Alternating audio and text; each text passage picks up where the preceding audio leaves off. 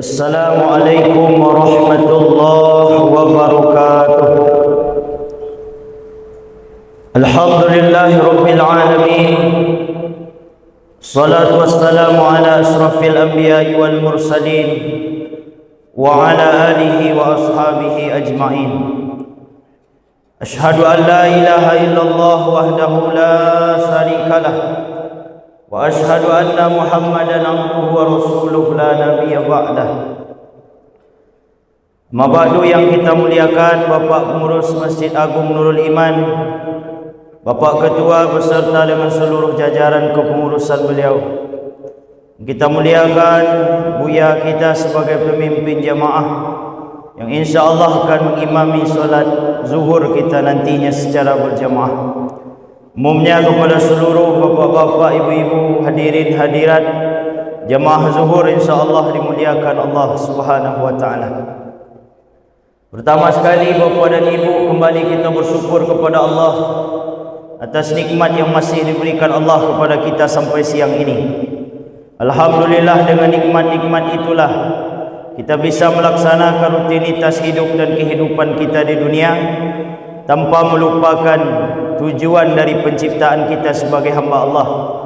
Wa ma khalaqtul jinna wal insa illa liya'budun. Tidaklah diciptakan jin dan manusia kecuali untuk beribadah kepada Allah. Siang ini alhamdulillah kita bisa berkumpul di Masjid Agung Nurul Iman. Mudah-mudahan ibadah yang kita lakukan sampai siang ini hendaknya diterima Allah sebagai amal soleh. Salawat dan salam kita doakan kepada Allah, semoga senantiasa Allah curahkan dan sampaikan buat junjungan kita, yakni Nabi Muhammad sallallahu alaihi wasallam. Allahumma salli ala sayyidina Muhammad wa ala alihi wa ashabihi ajma'in.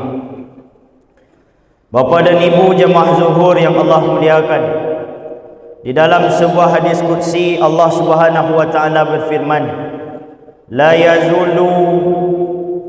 yazulul abdu yataqarrabu ilayya bin nawafil hatta ahabbu. Tidaklah seorang hamba, kata Allah, ingin mendekatkan diri kepadaku kemudian dia memperbanyak ibadah-ibadah sunnah, maka ujungnya bapa dan ibu hatta ahabbu, maka pasti aku akan mencintainya. Maka hadis qudsi ini Allah mengingatkan kepada kita bersama, kalau ingin mendekatkan diri kepada Allah, maka salah satu cara mendekatkan itu adalah dengan memperbanyak ibadah-ibadah sunnah. Maka apabila itu kita lakukan bapa dan ibu, Allah akan mencintai kita. Kemudian dari banyaknya ibadah sunnah yang mesti kita lakukan, maka pada zuhur ini yang akan kita sampaikan adalah berhubungan dengan solat-solat sunnah. Nabi menyampaikan dalam hadis ibu dan bapa, alaikum bikasratis sujud, perbanyaklah olehmu sujud. Bagaimana cara memperbanyak sujud? Apabila sujud diperbanyak dengan salat wajib, maka itu tidak mungkin kita lakukan bapa dan ibu, karena dalam setiap salat wajib sudah ditentukan berapa kali sujudnya. Katakanlah saja pada salat subuh ada 2 rakaat kita lakukan, maka ada 4 kali sujud, dan itu tidak boleh lebih. Apabila dilebihkan batal hukumnya. Begitu juga dengan solat yang lain. Maka pesan Nabi memperbanyak sujud ini bapa dan ibu, kita perbanyaklah sujud di dalam melaksanakan solat-solat sunnah. Artinya apa? Perbanyaklah melaksanakan solat sunnah. Kenapa mesti memperbanyak sujud itu bapa dan ibu? Karena kata Nabi, rafa'akallahu biha darajat. Karena dalam satu sujud yang kalian lakukan, Allah naikkan levelmu 1 derajat. Intinya bapa dan ibu, ketika kita laksanakan minimal 2 rakaat salat sunnah, ada 4 kali sujud kita lakukan di solat itu, maka setidaknya ibu dan bapa sudah 4 derajat level kita dinaikkan oleh Allah Subhanahu wa taala. Kemudian bapa dan ibu, dalam sebuah hadis Nabi sampaikan kepada kita bersama, wa zahaba Rasulullah sallallahu alaihi wasallam wa lam yaktruk. Nabi Muhammad tidak pernah meninggalkan solat-solat sunnah ini bapa dan ibu, apapun kondisinya. Apapun kondisi Nabi dan sedang dimanapun Nabi, Bahkan dalam peperangan sekalipun, solat sunat ini selalu dilakukan Nabi. Solat sunat itu dikenal dengan solat sunat muakkad. Setidaknya Bapa dan Ibu, ulama kita ada yang menyampaikan jumlahnya 12 rakaat, ada juga yang menyampaikan 10 rakaat.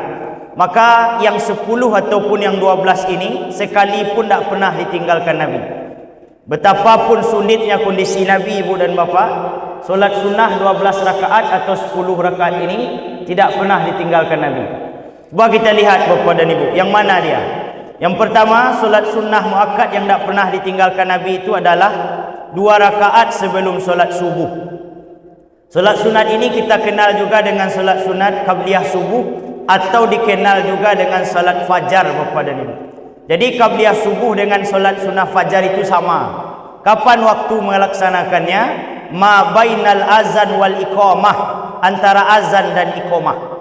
Jadi banyak juga di antara jemaah kita yang melaksanakan solat fajar ini sebelum azan. Itu salah Bapa dan Ibu. Jadi solat fajar dengan qabliyah subuh itu sama. Waktunya setelah azan sampai nanti qomat dikumandangkan. Apa yang kita dapat dari 2 rakaat solat fajar ini Bapa dan Ibu? Kata Nabi, rakaatul fajri khairum minad dunya wa ma fiha. 2 rakaat solat fajar atau qabliyah subuh itu lebih baik daripada dunia dan semua isinya. Jadi orang paling kaya itu bukan orang yang punya harta banyak Bapa dan Ibu, tapi orang yang paling kaya dalam pandangan Nabi adalah orang yang mampu setiap subuh datang, sebelum melaksanakan salat subuh berjamaah, dia bisa melaksanakan 2 rakaat qabliyah subuh. Bukti pentingnya solat ini Bapa dan Ibu, ada seorang sahabat Nabi bernama Qais.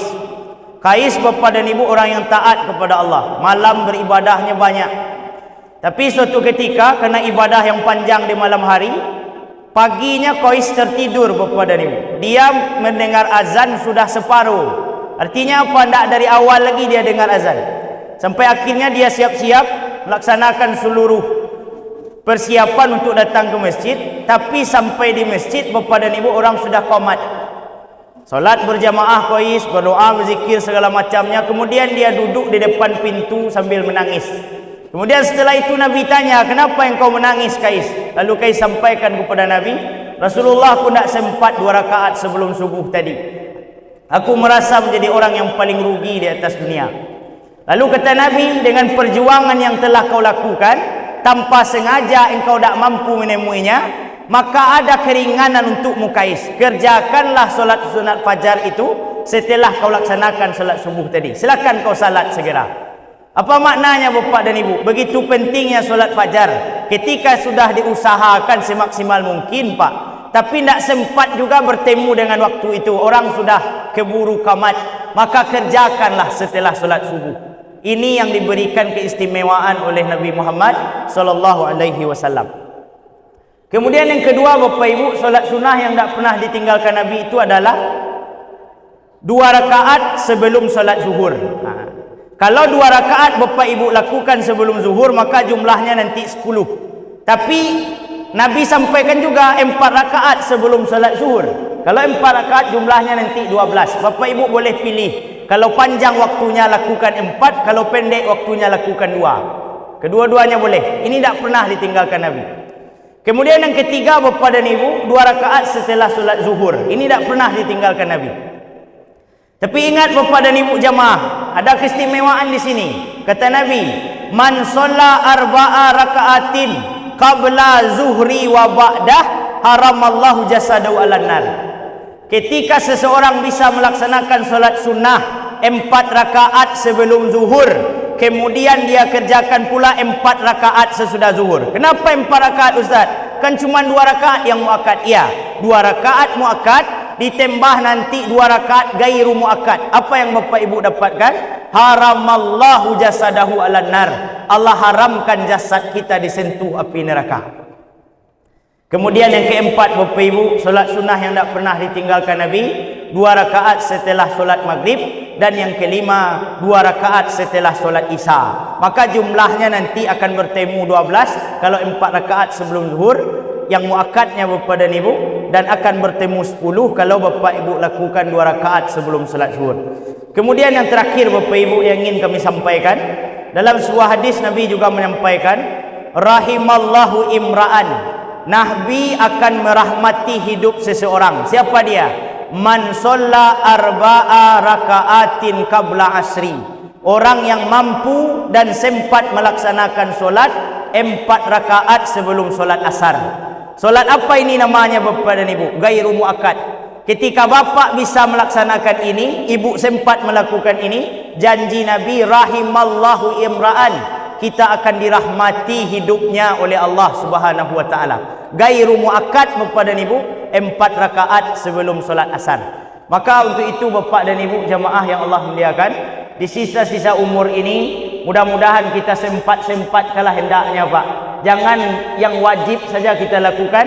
Ketika kesempatan itu ada, kesehatan masih diberikan, waktu masih ada, maka luangkanlah sedikit untuk melaksanakan ibadah sunnah.